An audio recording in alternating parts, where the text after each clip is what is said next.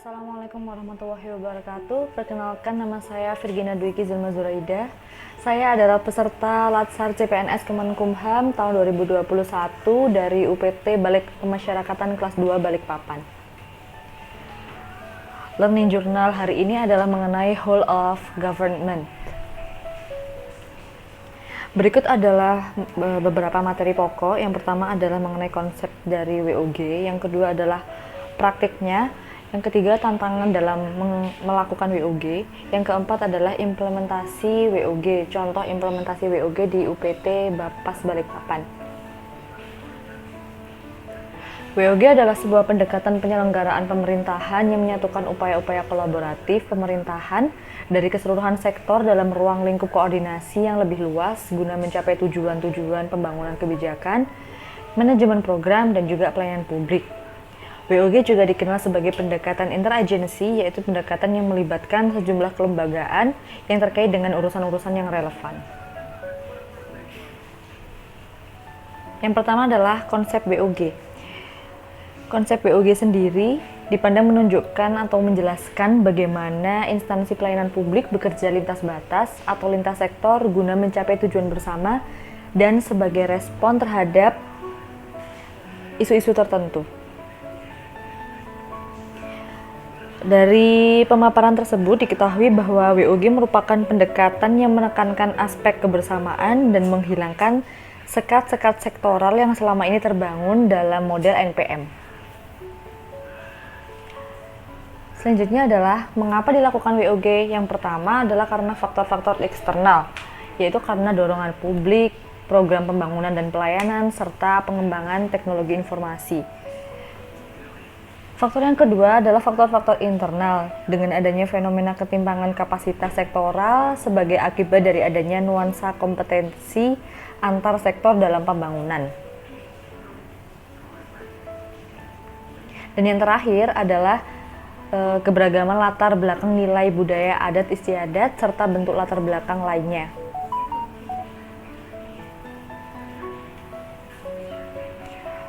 Selanjutnya, bagaimana WOG dilakukan? WOG dilakukan melalui beberapa cara. Yang pertama yaitu koordinasi. Tipe-tipe koordinasi yaitu penyertaan, dialog, joint planning, dan lain sebagainya. Yang kedua adalah integrasi. Tipe-tipenya bisa berupa joint working, joint venture, maupun satellite. Kemudian tipe yang ketiga atau cara yang ketiga adalah kedekatan dan juga pelibatan. Tipe-tipe kedekatannya adalah aliansi strategis, union, dan juga merger. Selanjutnya yang kedua yaitu praktek WOG. Berikut ini adalah cara-cara yang pernah dipraktekkan oleh beberapa negara termasuk Indonesia dalam level-level tertentu. Yang pertama adalah penguatan koordinasi antar lembaga. Penguatan koordinasi dapat dilakukan jika jumlah lembaga yang dikoordinasikan masih terjangkau dan manageable. Dalam prakteknya, span of control atau rentang kendali yang rasional akan sangat terbatas. Yang kedua adalah membentuk lembaga koordinasi khusus. Pembentukan lembaga terpisah dan permanen yang bertugas dalam mengkoordinasikan sektor atau kementerian adalah salah satu cara melakukan WOG. Yang ketiga adalah membentuk gugus tugas. Gugus tugas sendiri merupakan bentuk pelembagaan koordinasi yang dilakukan di luar struktur formal yang sifatnya tidak permanen. Pembentukan gugus tugas biasanya menjadi salah satu cara agar sumber daya yang terlibat dalam koordinasi tersebut dicabut sementara dari lingkungan formalnya. Dan yang terakhir adalah melalui koalisi sosial. Koalisi sosial ini merupakan bentuk informal dari penyatuan koordinasi antar sektor atau lembaga tanpa perlu membentuk pelembagaan khusus dalam koordinasinya. Selanjutnya adalah tantangan dalam praktik WOG. Yang pertama adalah kapasitas SDM dan institusi.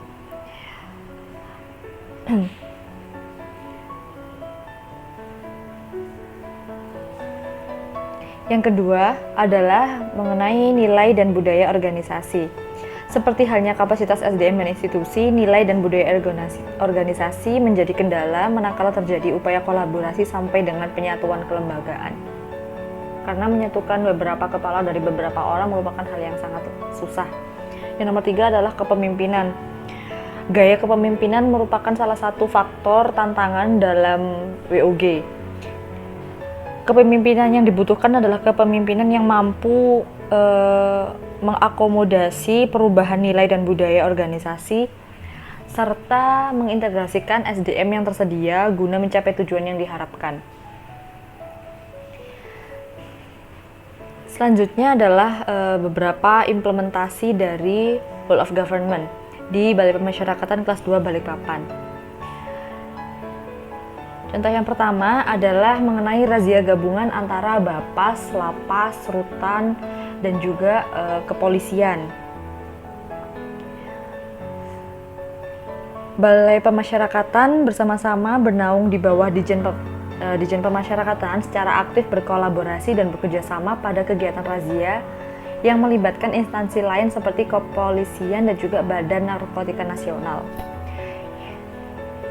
Selanjutnya adalah dalam membantu program rehabilitasi klien kasus penyalahgunaan narkotika, Bapas Balikpapan membangun kerjasama dengan Yayasan Sekata.